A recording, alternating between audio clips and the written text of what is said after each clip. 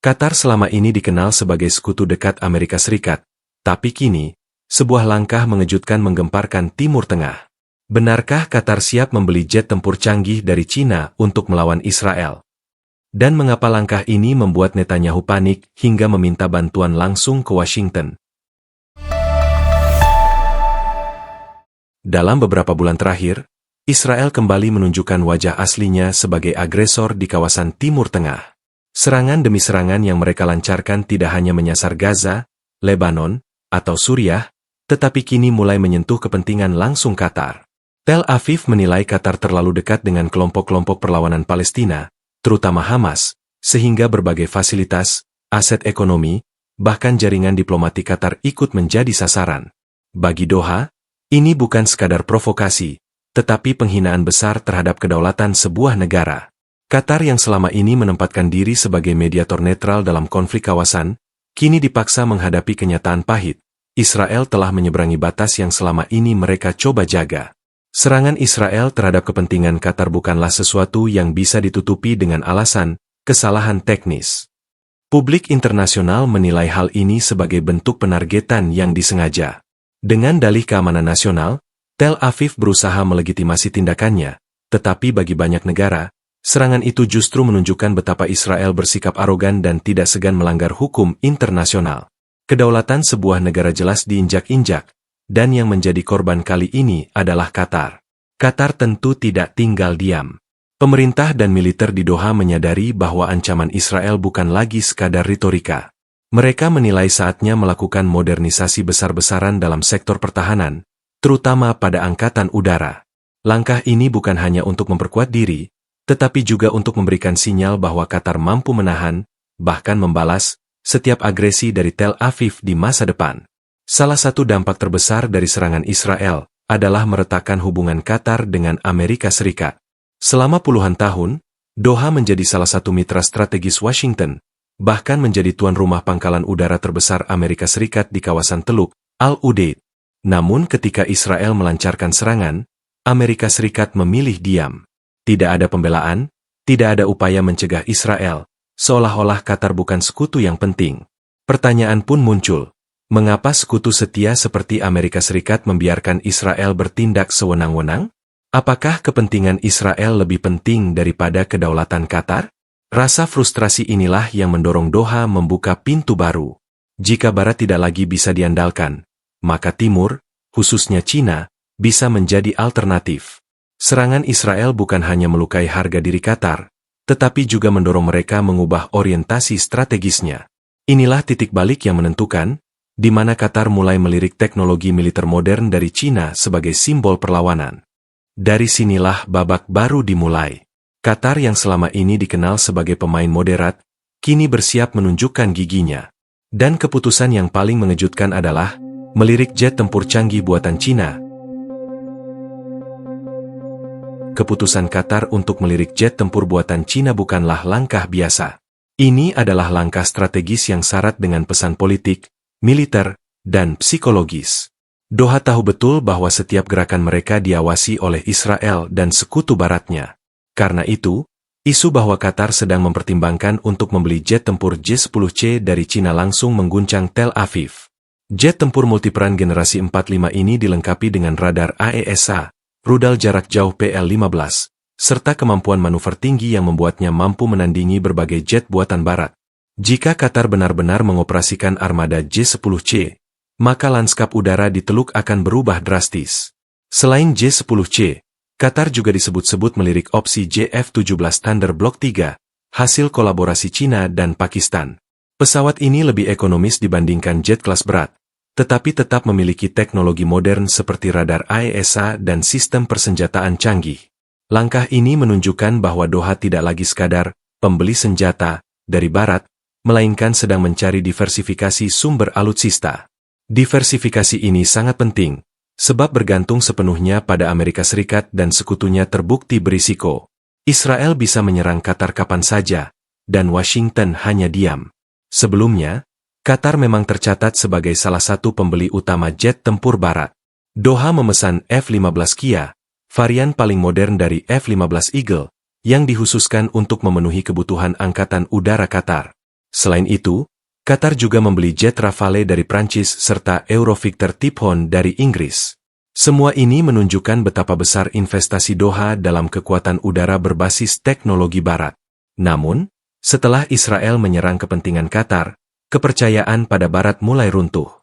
Jet-jet mahal buatan barat tidak ada gunanya jika Israel bisa bertindak semaunya tanpa ada konsekuensi. Inilah yang membuat langkah ke arah Cina menjadi sangat simbolis. J-10C bukan hanya sekadar pesawat tempur baru, tetapi juga sebuah pernyataan politik. Qatar tidak akan tunduk sepenuhnya pada blok barat. Keputusan ini juga menjadi sinyal bagi negara-negara Teluk lainnya. Jika Qatar saja berani membeli jet tempur dari Cina, maka Arab Saudi, Uni Emirat Arab, bahkan mungkin Kuwait bisa mengikuti jejak yang sama. Cina tentu akan menyambut kesempatan ini dengan tangan terbuka, karena artinya pengaruh mereka di Timur Tengah akan semakin meluas. Bagi Israel, kabar ini adalah ancaman serius. Mereka memang memiliki armada F-35I Adir, jet tempur generasi kelima yang dianggap sebagai salah satu yang paling modern di dunia. Namun, bagi Tel Aviv, yang lebih menakutkan bukan sekadar spesifikasi teknis J-10C, melainkan perubahan arah geopolitik Qatar. Selama ini Israel terbiasa menghadapi musuh-musuh yang menggunakan senjata buatan Amerika Serikat, senjata yang mereka kenal luar dalam. Tetapi menghadapi jet tempur buatan Cina membuka tantangan baru. Sistem avionik, radar, hingga pola operasionalnya tidak sepenuhnya dipahami Israel, dan hal ini membuat Tel Aviv kehilangan sebagian keunggulannya. Dengan kata lain, rumor pembelian jet tempur Cina oleh Qatar bukan hanya tentang alutsista, tetapi tentang perubahan keseimbangan kekuatan. Qatar tidak lagi mau ditempatkan sebagai pion kecil dalam permainan besar Timur Tengah. Mereka ingin menunjukkan bahwa jika Israel bisa menyerang seenaknya, maka Qatar pun bisa meningkatkan kemampuan militernya dan siap membalas. Dan inilah yang membuat Netanyahu panik. Bagi Perdana Menteri Israel itu, rumor pembelian jet tempur Cina oleh Qatar bukan hanya ancaman teknis, melainkan ancaman politik yang bisa menggoyahkan dominasi Israel dan Amerika Serikat di kawasan. Ketika rumor mengenai rencana Qatar membeli jet tempur buatan Cina mulai merebak di media internasional, reaksi pertama yang muncul dari Tel Aviv adalah kepanikan. Perdana Menteri Israel, Benyamin Netanyahu, menyadari bahwa ini bukan sekadar isu persenjataan. Lebih dari itu, isu ini menyentuh inti dari dominasi Israel di kawasan Timur Tengah, superioritas militer. Selama ini, Israel merasa nyaman karena tahu bahwa mayoritas negara Teluk bergantung pada persenjataan barat yang dikendalikan oleh Amerika Serikat dan sekutunya. Namun dengan adanya kabar bahwa Qatar sedang membuka pintu untuk alutsista Cina, Israel merasa fondasi keunggulannya mulai retak. Netanyahu pun segera memperkuat komunikasinya dengan Washington. Dalam berbagai pertemuan dan panggilan diplomatik, ia menekan pemerintahan Amerika Serikat untuk memberikan jaminan tambahan atas keamanan Israel.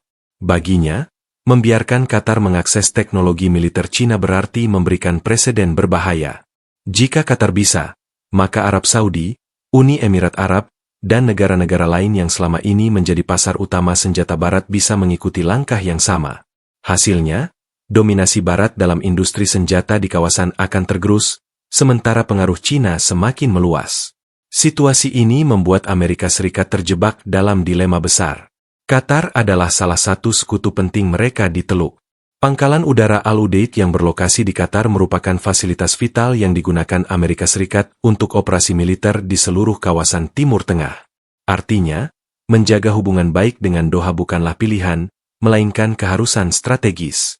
Namun di sisi lain, Israel adalah sekutu paling istimewa yang selalu mendapatkan dukungan penuh dari Washington, baik dalam bentuk bantuan militer, politik, maupun diplomatik. Amerika Serikat tidak bisa serta-merta menekan Israel, tetapi mereka juga tidak bisa mengabaikan kepentingan Qatar. Inilah titik rawan yang membuat kebijakan luar negeri Amerika Serikat semakin rumit. Jika mereka berpihak sepenuhnya pada Israel, risiko terbesar adalah Qatar akan semakin beralih ke Cina, dan mungkin juga membuka hubungan lebih luas dengan Rusia atau negara-negara timur lainnya. Tetapi jika mereka membiarkan Qatar melanjutkan rencana diversifikasi persenjataannya, maka dominasi industri pertahanan Amerika Serikat di kawasan akan terguncang. Washington pada akhirnya menghadapi kenyataan pahit. Israel tidak lagi menjadi satu-satunya faktor dominan yang menentukan arah politik kawasan. Bagi Netanyahu, dilema Amerika Serikat ini justru semakin mengkhawatirkan. Ia sadar bahwa tanpa dukungan penuh dari Washington, Israel tidak bisa mempertahankan posisi hegemoniknya. Oleh sebab itu, Netanyahu semakin gencar melobi, menuntut agar Amerika Serikat menekan Qatar secara diplomatik agar membatalkan langkahnya mendekati Beijing. Namun, strategi ini berisiko tinggi. Tekanan terlalu keras bisa justru membuat Qatar semakin keras kepala, sementara sikap diam akan ditafsirkan sebagai kelemahan. Pada akhirnya, kepanikan Netanyahu mencerminkan sesuatu yang lebih dalam. Israel mulai kehilangan kendali atas dinamika kawasan. Qatar yang selama ini dianggap negara kecil, hanya pemain sekunder dalam konflik Timur Tengah, kini menunjukkan bahwa mereka bisa mengguncang keseimbangan hanya dengan sebuah keputusan strategis. Dan semakin lama Washington ragu mengambil posisi, semakin besar pula ruang manuver yang dimiliki Qatar untuk bermain di antara kekuatan besar dunia.